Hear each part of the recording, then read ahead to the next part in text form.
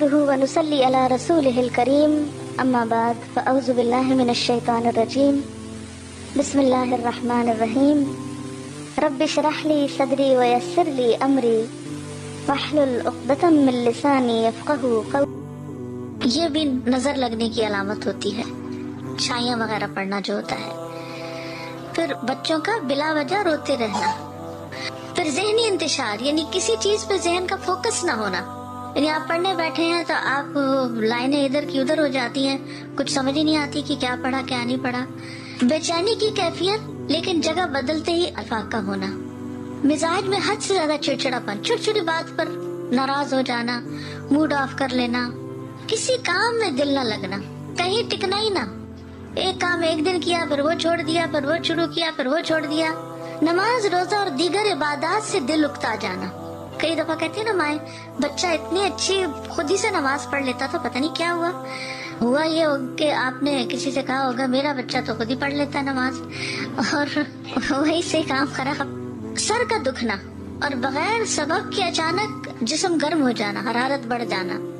دونوں یا کسی ایک کندھے میں درد ہونا جیسے کہ کوئی انگارہ ہو، یعنی ایک جگہ خاص طور پر جیسے کوئی ہیٹ نکل رہی ہو وہاں سے. بیک ایک، نیچے کے حصے میں درد ہونا، یعنی جسم کے اچانک یہ جو یعنی بیک بون ہے اس کے نیچے درد. بالوں کا اچانک گرنا شروع ہو جانا، یعنی ایک تو ہوتا ہے نا کہ کسی بیماری کے بعد گرتے ہیں، یا تھوڑے بہت تو ہر ایک کے گرتے ہیں، روز تو گرتے ہی ہیں، لیکن بعض اوقات ایسا بھی ہوتا ہے کہ جو گرنا شروع ہوتے ہیں تو وہ تھمنے کا نام نہیں لیتے. وزن کا اچانک کم ہو جانا، یعنی کھا پی رہے ہیں سب کچھ ٹھیک جا رہا ہے، کھانے کی خواہش کا ختم ہو جانا، بھوک نہ لگنا.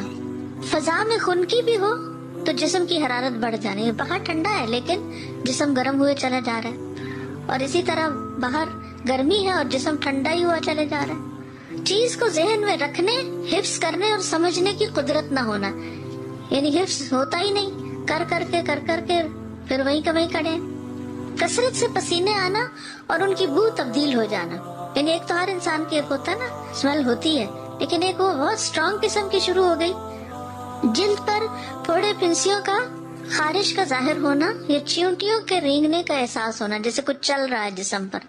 نیند کا کم آنا اور زیادہ تر جاگنا، انسومنیا جس کو بولتے ہیں. بعض اوقات دورے کی کیفیت کے دوران گردن ٹیڑھی ہو جانا، ڈراؤنے خواب آنا، بیداری میں بھی چیخو پکار کی آوازیں سنائی دینا. علیحدگی اور تنہائی پسند کرنا. ذہنی پراگندگی، گھر والوں، دوست، رشتہ داروں سے معاملات بے سبب خراب ہونا، یعنی جس کے ساتھ یہ معاملہ کیا وہیں گڑبڑ ہو گئی. رونے کی خواہش کرنا یا ہمیشہ روتے ہی جانا، یعنی رونے کو ہی بہت دل چاہتا ہے. تو یہ عوارض جو ہیں یہ بیماریاں ہیں اور بیماریوں کی علامات ہیں. ان میں نفسیاتی، روحانی، جسمانی سبھی اکٹھے ہو سکتے ہیں، یعنی جسمانی بھی، روحانی، نفسیاتی، یہ سارے مل بھی جاتے ہیں بعض اوقات. جیسے اگر بنیادی بات آپ یاد رکھیں نا کہ کبھی جسم میں تکلیف شروع ہوتی ہے اور وہ روح پہ جا پڑتی ہے اور وہ روحانی بیماری بن جاتی ہے، اور کبھی روح پر کوئی چیز آتی ہے اور وہ جسم کی طرح منتقل ہو کے جسمانی درد ہیں، یہ جسمانی تکلیف ہے لیکن سبب روحانی ہے. اسی طرح کچھ غیر معمولی علامات نظر آنا، ٹھیک ہے، ان میں خون کے چھینٹے گرنا، طے شدہ کپڑوں کو کٹا ہوا پانا، خاوند یا بیوی کو ایک دوسرے میں کشش ختم ہو جانا. پھر اسی طرح آپس میں بلا وجہ شکوک و شبہات پیدا ہو جانا، ایک دوسرے کا ٹرسٹ ختم ہو جانا. خاوند یا بیوی کو ایک دوسرے کی شکل بدصورت دکھائی دینا. تیسری بات، مال سے متعلق کچھ علامتیں. مال میں برکت نہ ہونا، اچانک نقصان ہونا.